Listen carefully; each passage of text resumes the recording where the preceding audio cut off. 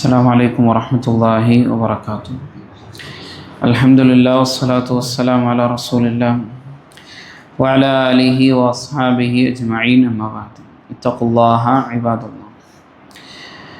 അൽ-അഹ്നഫ് റഹ്മഹുല്ലാഹ് അദ്ദേഹം പറഞ്ഞ ഒരു വാചകമാണ് സൂചിപ്പിക്കാൻ ഉദ്ദേശിക്കുന്നത്.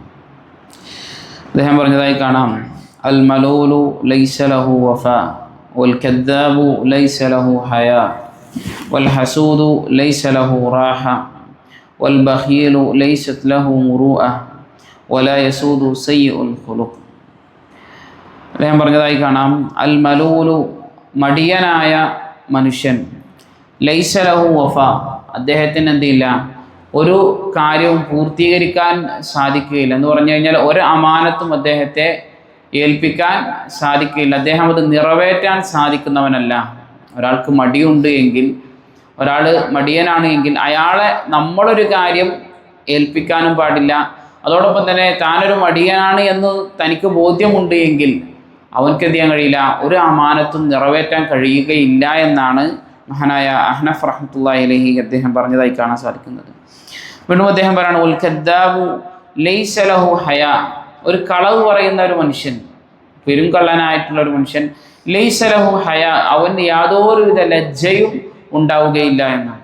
എന്ത് കളവും പറയാൻ സാധ്യതയുള്ള ഒരാൾ, അയാളെ സംബന്ധിച്ചിടത്തോളം അയാൾക്ക് യാതൊരു ലജ്ജയും ഉണ്ടാവുകയില്ല. അയാളിത് പിടിക്കപ്പെടുമെന്നോ അതല്ലെങ്കിൽ അത് പിടിക്കപ്പെട്ടാൽ മറ്റുള്ളവരുടെ മുമ്പിൽ നിൽക്കേണ്ടുന്ന അവസ്ഥകളോ ആ രൂപത്തിൽ ഒരു ഹയാവും ആ മനുഷ്യൻ എന്ത് ചെയ്യില്ല, ഉണ്ടാവുകയില്ല എന്നാണ്. സത്യത്തിൽ ഒരാളുടെ ഹയാ നഷ്ടപ്പെടുക എന്നുള്ളത് എന്താണ്? റസൂലുള്ളാഹി സ്വല്ലല്ലാഹു അലൈഹി വസല്ലം പറഞ്ഞത്: ഇദാ ലം തസ്തഹി ഫസ്ന മാ ശിഅ്ത, എന്തും ചെയ്തോളൂ. ഒരാൾക്ക് ഹയാ ഇല്ലെങ്കിൽ, നിനക്ക് ഹയാ ഇല്ല എങ്കിൽ, ലജ്ജ ഇല്ല എങ്കിൽ നീ എന്തും ചെയ്തു കൊള്ളുക. അപ്പോൾ ഒരാളുടെ ലജ്ജ നഷ്ടപ്പെടുക എന്നുള്ളത് അയാൾ തിന്മയിലേക്ക് കൂപ്പുകുത്താനുള്ള ഒരു കാരണമാണ്. അത് കളവ് പറയുക എന്നുള്ളത് അയാളുടെ ലജ്ജയെ ഇല്ലാതാക്കി തീർക്കുകയും ചെയ്യുമെന്നാണ്.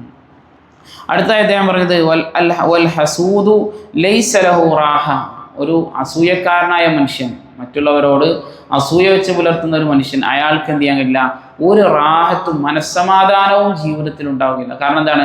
മറ്റൊരാളുടെ ജീവിതത്തിലേക്ക് ഇങ്ങനെ നോക്കി മാനസികമായിട്ട് ഇങ്ങനെ പ്രയാസപ്പെടണം. അവനൊരു പുതിയ വീട് വെച്ചു, അല്ലെങ്കിൽ പുതിയൊരു വാഹനം വാങ്ങി, പുതിയൊരു ബിസിനസ് തുടങ്ങി, അതല്ലെങ്കിൽ ദുനിയാവിൽ എന്തൊക്കെ നേട്ടങ്ങൾ അവൻ കരസ്ഥമാക്കുന്നുണ്ടോ അതിലൊക്കെ ഒരു മനപ്രയാസം അനുഭവിച്ചുകൊണ്ട് ഇങ്ങനെ ജീവിക്കുമ്പോൾ എന്താണ്, സ്വാഭാവികമായിട്ടും അവനക്ക് എന്ത് ചെയ്യില്ല, റാഹത്ത് ഉണ്ടാവില്ല. മറിച്ച് എന്താ ചെയ്യേണ്ടത്?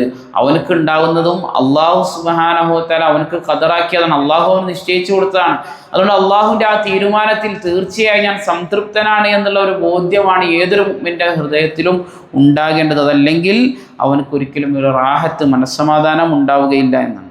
അതുപോലെ തന്നെ അദ്ദേഹം പറയാണ്: വൽ ബഖീലു ലൈസത് ലഹു മുറൂഅ, ഒരു പിശുക്കനായ മനുഷ്യൻ, അവനക്ക് വ്യക്തിത്വം ഉണ്ടാവുകയില്ല എന്നാണ്. തൻ്റെ വ്യക്തിത്വത്തെ പണയം വെച്ചുകൊണ്ടായിരിക്കും എല്ലായിടത്തും വിലപേശലും അതുപോലെ തന്നെ പിശുക്ക് കാണിക്കലും ഒക്കെ തൻ്റെ വ്യക്തിത്വത്തെ ഇല്ലാതാക്കി കളയുന്ന രൂപത്തിൽ എന്ത് ചെയ്യും, അയാൾ പെരുമാറിക്കളയും.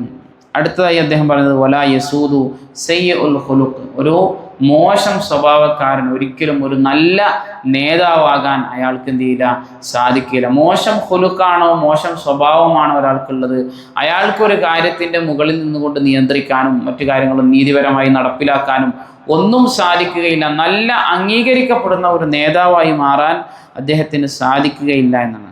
ഈ പറഞ്ഞതിൽ ഏതെങ്കിലും ഒക്കെ ഒന്ന് നമ്മുടെ ജീവിതത്തിൽ ഉണ്ട് എങ്കിൽ തിരുത്താൻ വേണ്ടി നമ്മൾ ശ്രമിക്കുക.